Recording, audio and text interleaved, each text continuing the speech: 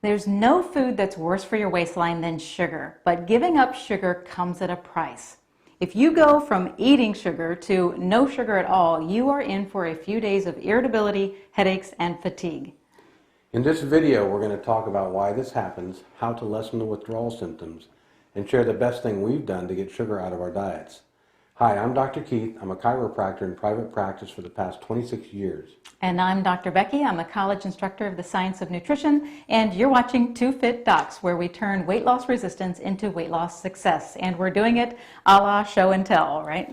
Yeah, that's right. I've taken on the challenge to diet live in front of you guys to show you how we handle weight loss in hopes that you can follow my lead and lose weight yourself. Yeah, and we always like to give a progress report at the beginnings of our videos. So how was the scale this week? This morning I was 3.2 pounds down from last week. So that's a total weight loss of 30 pounds in the 11 weeks since we started accelerating the diet. That is awesome. Congrats, Thank you. That's great. All right, so that is an average of more than 2.7 pounds, which I think is better than we usually expect. And if you want to know what Keith is eating, you can download our starter kit we put together. We have some links here on the video. But let's get into sugar, because that's the thing that you've cut out of your diet.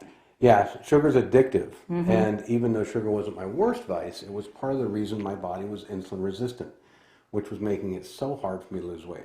Yeah, when you're addicted to sugar, your blood sugar and insulin levels stay so high that fat burning can't take place. Right, and it's not just sugar. I wasn't really a candy eater, but I was a bread eater.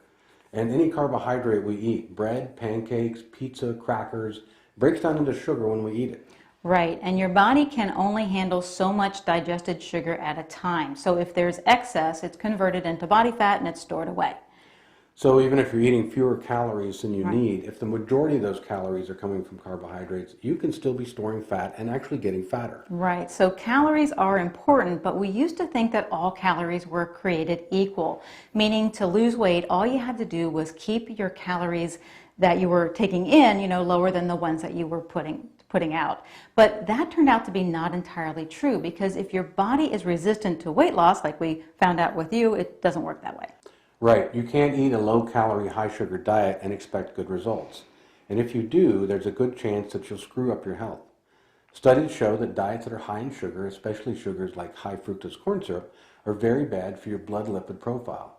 So cholesterol, HDL, LDL, and triglycerides are all negatively impacted by a diet high in sugar. Right, so sugar is a problem, and like you said, it's addictive.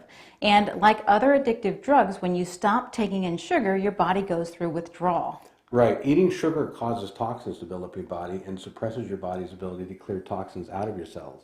So when you stop eating sugar, it's like a spring gets released. Toxins flood into your system, and you feel like you just got run over by a truck. Right, and the big trap is that when you try to detox from sugar, you initially feel terrible, right?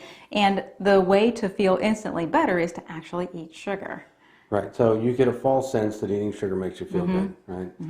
But what's really happening is that when you eat sugar, your body can't process the toxins, and since the toxins are suppressed, your symptoms feel like they actually go away. But in reality, they're only delayed.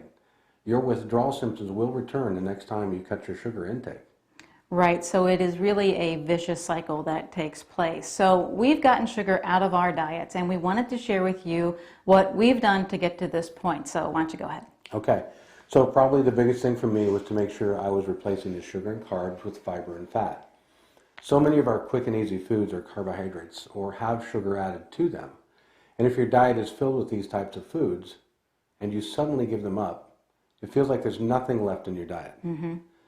Right, so if you don't replace them, it's not going to be very long before you're extremely hungry. And when that happens, your body tries to get you to eat by spiking your cravings because it feels like it needs more energy. And the quickest source of energy is going to be sugar or refined carbs. So you're not going to be craving celery sticks, right? You're going to be craving the chocolate and the bread and those types of quick digesting carbs.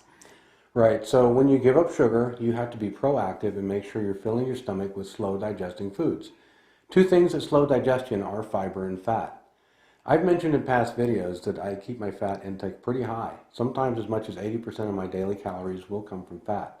And mostly whole fats like nuts, seeds, avocados, eggs, meat, cheese.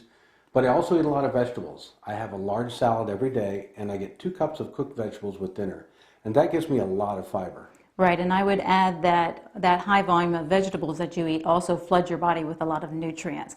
And the quickest way to rid the body of toxins that cause those sugar withdrawal symptoms is to flood your body with vitamins and minerals, because those nutrients help to flush out the toxins. Right, and that helps lessen the fatigue and the bad feeling that you typically get from sugar withdrawal. Right, so the takeaway is that you can't subtract sugar without adding fiber and fat, because if you do, then you'll be miserable and you'll give up probably before you lose 30 pounds in 11 weeks, right? That's right. Yeah, don't quit before the magic happens. Yeah, don't quit. It's very prophetic, whatever. Yeah. All right, so if you want to learn the 0-1-2-3 strategy that Keith follows to get fiber into his diet, as well as the foods that he added and subtracted to get to this point, you can download the starter kit from the links that we left on this video. All that information's there for you. And if you want to see how I do next week and beyond, please subscribe to our channel here on YouTube, and we'll see you next week. Thanks. Thanks.